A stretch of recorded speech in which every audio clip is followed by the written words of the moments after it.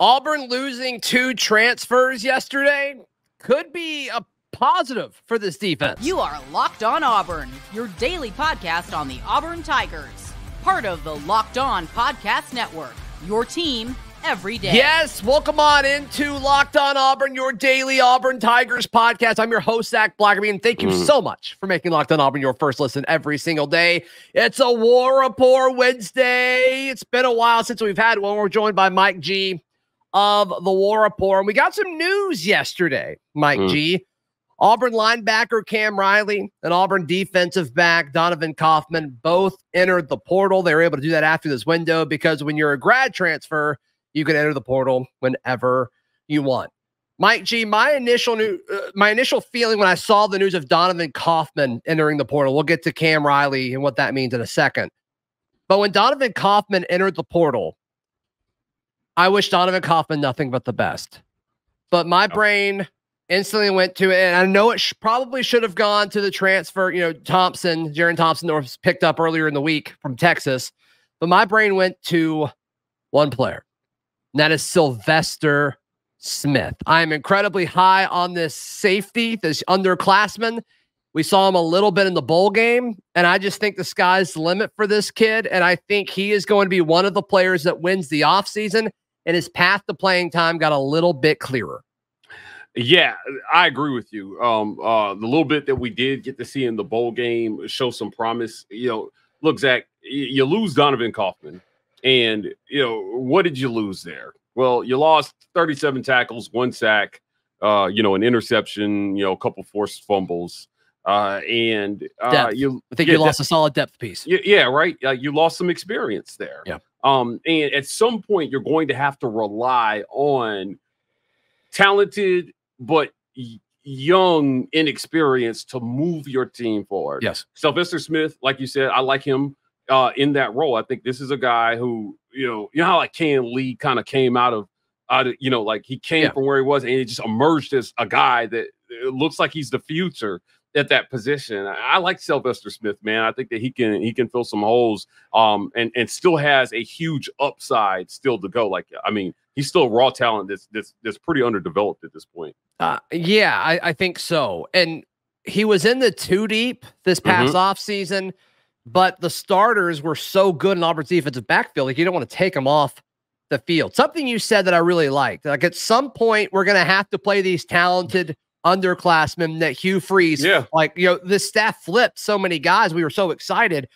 At some point, and ideally not all at once, but at some point, some of these inexperienced guys, we got to get them experience. And I think Sylvester Smith is kind of the first wave of this. Them adding Jaron Thompson, the transfer safety from Texas, I think that makes sense. But at some point, these guys are going to have to be a nice combination of guys with experience, which is what they got via the portal. Yep. And then these guys that are coming up. And you've got a nice mixture in the defensive backfield now with that, with Kayan Lee getting a ton of reps. You've got Keontae Scott back there. You lose Jalen Simpson, you lose Zion Puckett. I just think Sylvester Smith is the next guy. And I think Donovan Kaufman leaving makes that clearer for Sylvester Smith. And I've predicted it a few times on the show. I'm doing it again in front of you now, Mike G. Okay, all right. Sylvester Smith will be the winner of the offseason on this Auburn roster. Okay, well, look, the guy that's vacating the spot in Donovan Kaufman did not feel valued within the program, Zach. He saw his playing time dwindle. And by his own words, when I talked to him, he was not really giving any explanation as to why, right? You and I talked about this before we started recording. Hugh Freeze, this team has to take on Hugh Freeze's identity. He inherited some players, and I just feel like to see true Hugh Freeze ball, whether it's offense or defense, it's going to be the guys that he believes in, that he values, that he's formed relationships with. So this feels a little bit like out with the old, in with the new kind of thing. It has to happen at some point. Yeah, it has to happen at some point, right? And Donovan, I want to be clear, is a great guy, awesome teammate. Heard nothing but great things about how he carried himself. Great representative of the Auburn football program. It's just time to move on at this point, and Sylvester Smith is the future. Yeah, I'm with you. And Donovan Kaufman, he's come on this show. I'm sure he's come on shows with you as well. Mike G, every time I've talked to Donovan, he's been extremely respectful. I mean, he played a decent amount last year. I mean, only when you look at defensive backs that played in the middle of the field, he was 4th behind Jalen Simpson and Zion Puckett, which those two guys are gone. And then Keontae Scott played about 100 more snaps than him. Yeah. But, and he's moving to corner, supposedly. So kind of like wonder, was his path to playing time there, or did he just feel more? Did he feel like the future, or at least the 2024 safeties, were more likely to be Jaron Thompson and then Laquan Robinson, the top JUCO product that's coming in? Well, did he feel like that was the focus? I wonder, or I don't know, because I mean, the opportunity for snaps were in front of him. Yeah. That's a great question. Did he feel like the future was these guys? You brought up Jaron Thompson, the guys is coming in from Texas. For those of you listening here, if you haven't heard the name, he was a recent portal commit. I have some questions, Zach, about the direction of this defense. Now Auburn has not hired a defensive coordinator to replace Ron Roberts yet, as we're recording right now. Right. But what kind of what kind of guys are going to fit the type of defenses they're going to play moving forward, right? Do you have the tools? It just feels to me like they're revamping this roster a little bit. And, defensively, they were a strength last year for Auburn. So they'll be a strength next year too. Yeah, I think they're going to have to be, if they're going to find any success in 2024. So, what direction? Sure, we know the answer to that question just yet, but it'll be something that will be sorted out this spring. You got to get a defensive coordinator hired, and then you got to figure out what that guy's vision is for these guys that they're bringing in. Yeah, and how does the new defensive coordinator use these defensive backs? Do they like their nickel? Do they like it to be more of a slot corner or more of an extra safety? Ron Roberts kind of went with that extra safety route. Yep. I think when you have Keontae, you could do whatever you want with him, but they want to slot him outside. So we'll see if that actually happens. But do they like to bump and run on the outside with their defensive backs, which I think Auburn has the dudes to do that? I don't know, but there's a bunch of different ways you can use defensive backs. And I think there's a lot of versatility in this room where you should have a lot of tools to work with whoever is coming in to be Auburn's next defensive coordinator. But all in all, Donovan Kaufman, we wish you nothing but the best. I hope he's able to enroll somewhere quickly so he can go through spring at his new school. I guess it'd be his third school. Yeah, so. I have a little bit of information on that as well, too. Donovan plans to sit out the spring and work out, and then find a home. He's not in a rush, and then find a home after the spring. So he will be rehoming himself after the spring here, but he's gonna stay in great shape and then try to find a home this summer. There you go. So he's got plenty of time to figure things out. Good for him. And good luck to him in his third and final school. All right, Cam Riley, the former Auburn linebacker, entered the portal. We will talk about what that means for this roster in just a moment, right here on Locked On Auburn. Today's show is brought to you by our friends at LinkedIn Jobs. It's the new year, and every small business owner is asking themselves the same question: what's one move I can do to level up my small business in 2024? Well, LinkedIn can help you with several aspects of that. One, they can give you more time to help find qualified people to help grow your small business. Two, the people that they will refer to you and get your job listing in front of can help grow your business. And look, it's time consuming. It's time consuming to look for good people, and LinkedIn, it's not just another job board. They've got a vast network of more than 1 billion professionals, which makes it the best place to hire. So post your job for free at linkedin.com/lockedoncollege. That is linkedin.com/lockedoncollege to post your job for free. Terms and conditions apply. Mike G of the War Rapport on this War Rapport Wednesday. Cam Riley, the former Auburn linebacker, entering the portal. And to me, I think you can make a similar argument that we just made with Donovan Kaufman leaving, as far as, okay, out with the guys that were here pre-Hugh Freeze, and with these new wave of talented players that are coming in. And Cam Riley's a guy who had all the physical tools, and it sounded like he could potentially be a guy that would be used in pass rushing situations and a depth piece. Guess that wasn't the case, and I guess that's not something he wanted to do, or he wouldn't have entered the portal. So to me, I think it kind of opens up this wave of, okay, could we see some Demarcus Riddick in 2024 in a larger role? Could we see a DJ Barber as a true freshman in a larger role than we previously expected? Or a Joseph Phillips if he chooses to play that off-ball linebacker, if that's how Auburn's going to use him? I think it opens the door a little bit, because we saw Auburn use a lot of linebackers last year. And of course, it's going to be a different defensive coordinator. The linebackers coach is probably going to be the same. But I would imagine, in no particular order, I'll go in order. Okay. I will go in order. Your top three linebackers that are you're probably going to play mostly two, but I think you're going to rotate these top three. It's kind of what we saw them do last year. Eugene Asante, Dorian Mausi, the transfer linebacker from Duke, and Austin Keys. I think those are going to be your top three, and I think it's in that order if I had to guess right now. And then after that, I think it's Demarcus Riddick, Mike G. And so Cam Riley could have felt that. I mean, we heard nothing but how impressive Demarcus Riddick was in the bowl practices. Yeah. Could that be part of it? I don't know, Mike. I don't know, but it would make sense if that was the way that it was going down. Well, what are you losing, Cam Riley? Again, 31 tackles, 2.5 sacks. You lose experience and depth. So similarly to what we said about Donovan Kaufman, saying the same thing about Cam Riley. Look, we're recording this on this will air on a Wednesday, but we're recording on Tuesday. So this is Hot Take Tuesday. Exactly. Oh. I have a bit of a hot take here. Okay. Quietly, and I've said this before, Demarcus Riddick may be the second best recruit in this class coming in. Behind Cam? Yes, Cam Coleman. Behind Cam Coleman? Yeah, your words that he's the best, right? Demarcus Riddick, to me, because all the hype was on the offensive guys, your Walker Whites, right? Your Perry Thompsons, your Cam Colemans. I think he's being slept on a little bit. I think he's being slept on a little bit. So I like what you said about him coming in and possibly being an impactful piece this year. Coming. Extremely talented. We'll see how they use him. He's pretty versatile.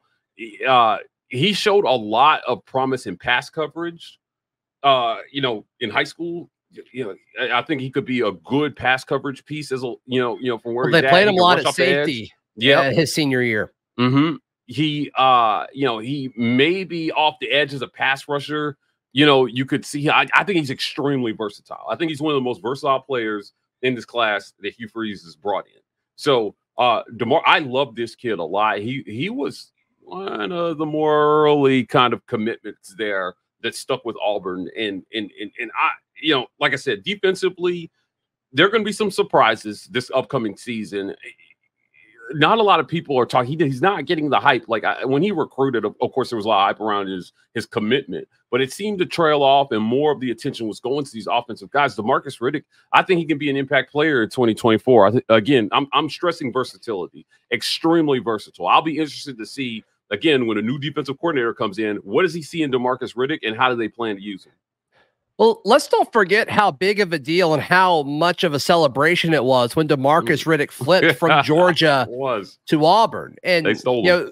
There was a little bit of a discussion, going into early signing days, like who started it all? Was it Walker White? Was it Demarcus Riddick flipping from Georgia to Auburn? Was it a little bit later when Perry Thompson flipped from Alabama to Auburn on a Big Cat weekend? And the fact that you can have a case for several different guys in this class shows how exciting this past recruiting cycle has been.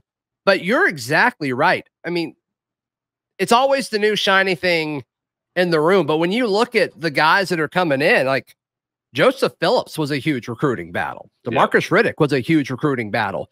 DJ Barber, I mean, they kind of got on him early and he kind of locked things down pretty early. But all three of those guys in this linebacker room were given some major love by Hugh Freeze at his press conference when this was all said and done on early signing day. He talked about how much he loved the linebacker room. And I'm paraphrasing here. You may have it. But he called this linebacker room one of the best linebacker classes in all of college football.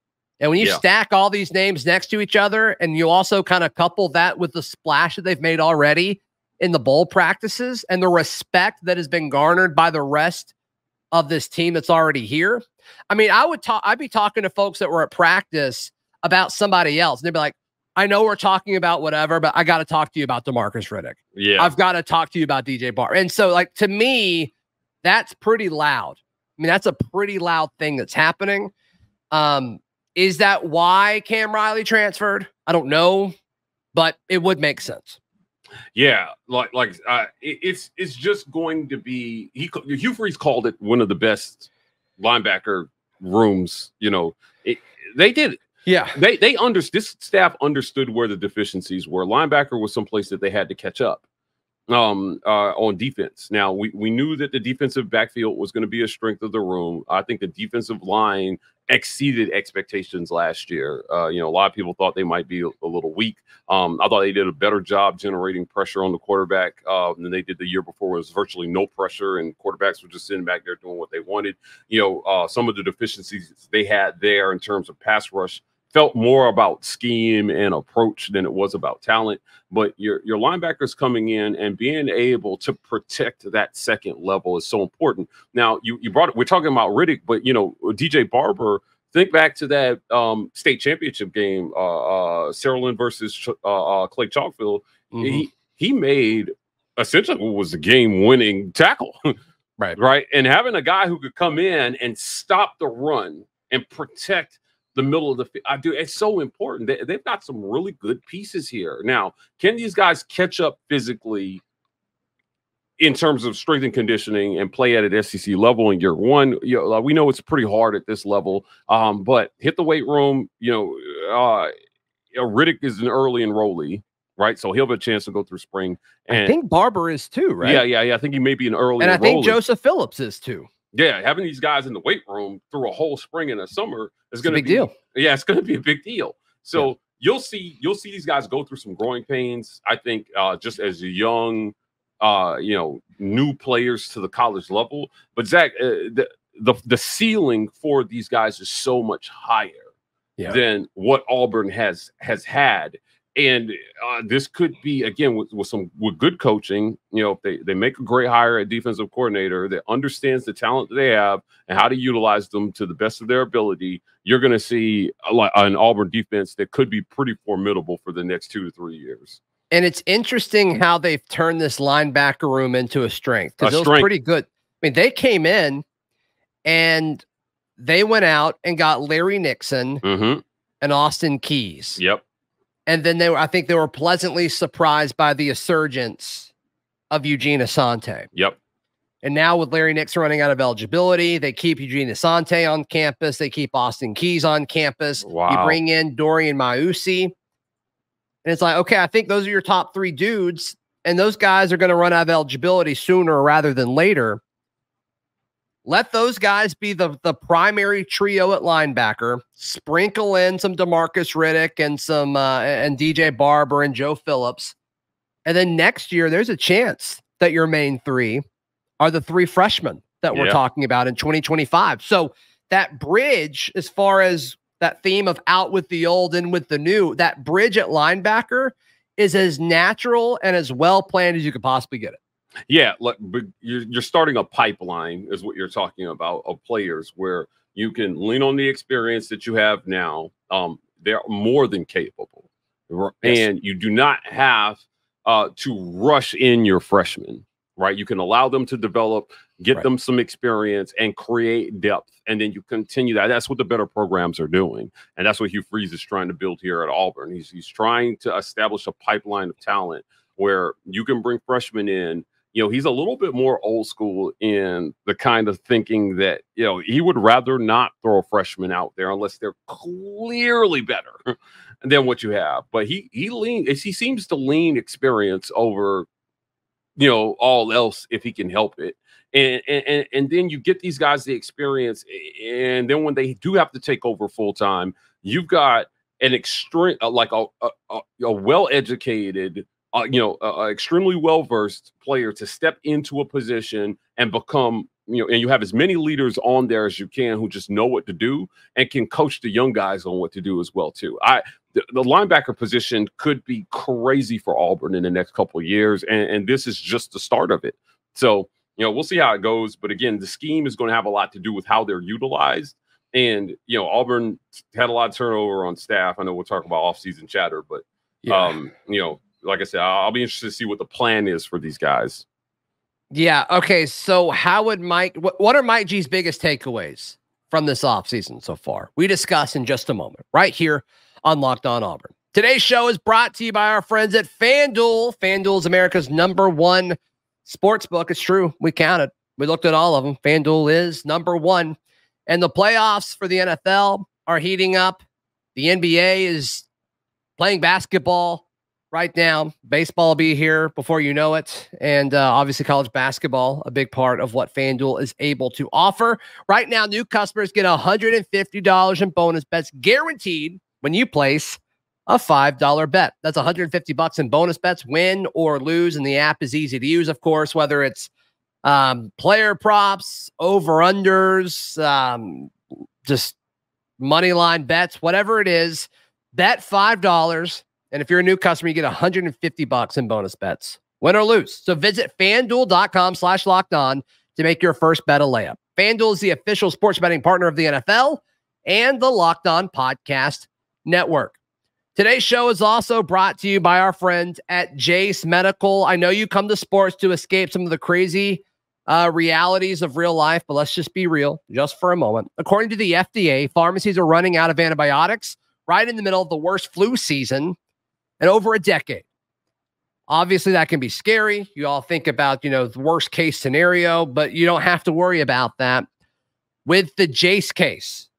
The Jace case is a pack of 5 different antibiotics to treat a long list of bacterial illnesses, including, respiratory infections, skin infections, long list of things. Stuff that could happen to anybody. So visit jacemedical.com, complete your physician encounter, and it will be reviewed by a board-certified physician, and your medications will be dispensed by a licensed pharmacy at a fraction of the regular cost. It's never been more important to be prepared than today. So go to jacemedical.com, use promo code LOCKEDON, LOCKEDON, no spaces, all one word, locked on, to get $20 off your order. jacemedical.com. It's a War Rapport Wednesday. Mike G of the War Rapport hanging out with us. We're seeing some coaching structure change a little bit, and some of this is still up in the air as we record Tuesday evening. And if coaching news does come out in the middle of the night, we'll go live at some point on Wednesday. That would not shock me. We'll see what happens. But your overall take in regards to kind of the moving pieces on Auburn's coaching staff. Zach, this was a little bit more chaotic, I think, than Hugh Freeze was planning on in year one. Now turning over both coordinator positions definitely is not something that you expect. But there were some things that maybe didn't go, that absolutely didn't go the way. I'm sorry, Mike. I'm sorry. You didn't expect both coordinators to be gone? After year one? No, I did not expect both coordinators to be gone after year one. All right. Yeah, I thought maybe they would have some continuity there. But you're paid to manage this stuff, so we'll see what direction he decides to go. Hugh Freeze went into the season essentially trying to do something he had never done before, and that was not call plays. Now he's going back to calling plays, so that experiment failed on some level. You had what was widely believed to be, an overachieving defense in 2023, and you're turning over that coordinator as well too. So, you had a 6-7 season, you finished below 500, and but you've got a great recruiting class coming in, and you've got to find the guys who are going to be the mentors and the architects of what your team is going to be moving forward. Now, we know Hugh Freeze primarily, it sounds like he's going to take over the offense, at least from a play calling standpoint. Sure. But defensively, you need to have somebody come in and build on what Ron Roberts started in 2023 and continue to move that the right direction.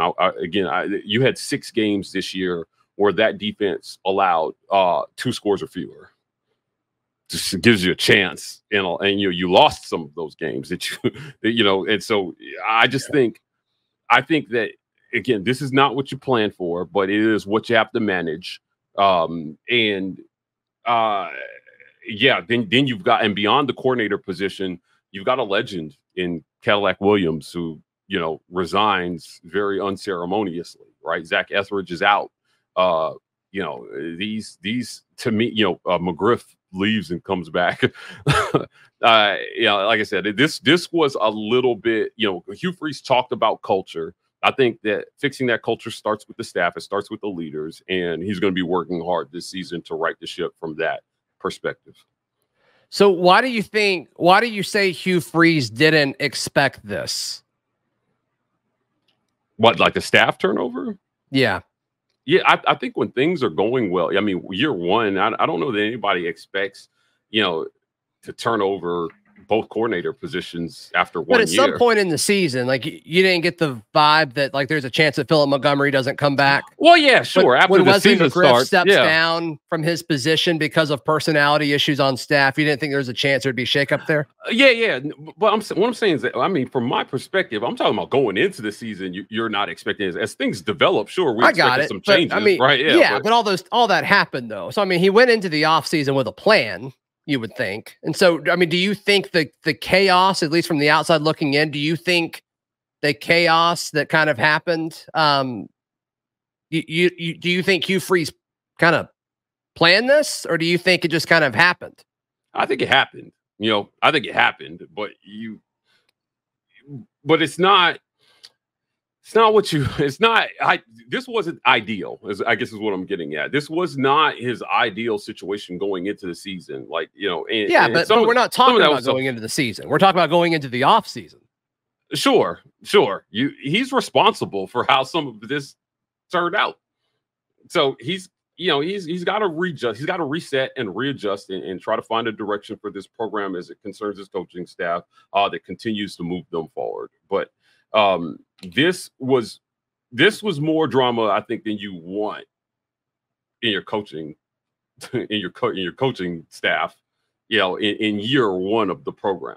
I think a lot of it is just kind of, I wouldn't say overlooked, but I think that recruiting, the successes in recruiting have covered a lot of this, right? Like, and so you can point at that and say, hey, look, like, we've got an exciting group of players that are coming in. You still have to be able to utilize that talent at a high level, and that starts with coaching. So, we'll see who he decides to go out and hire and figure this out. Again, he's pivoted from what he said going in. He said this would be a first for me, not calling plays. It was a failed experiment, right? Philip Montgomery is out. Ron Roberts is out. And, we'll see what it looks like moving forward. Like I said, I think that there were a lot of things that they could learn from that. Ideally, you just don't plan on having to do all this in year one. Like, but having a successful program is about how you adjust and pivot moving forward. And, we'll see what he does going into the spring and what that produces going into the fall. Mike G, how can people check out everything you've got going on, bud? Check us out at the War Rapport on YouTube. We got a lot of great content coming. If you've been seeing the one-on-ones we've been doing, we've got some great content coming for you guys. The firesides will continue. The one-on-ones with the coaches will continue. Subscribe, become a patron, follow us on social media. Yep, absolutely. Worth your time for sure. Read all my written work at auburndaily.com. Please subscribe, like the video, all that good stuff. We'll see you tomorrow. This has been Locked On Auburn.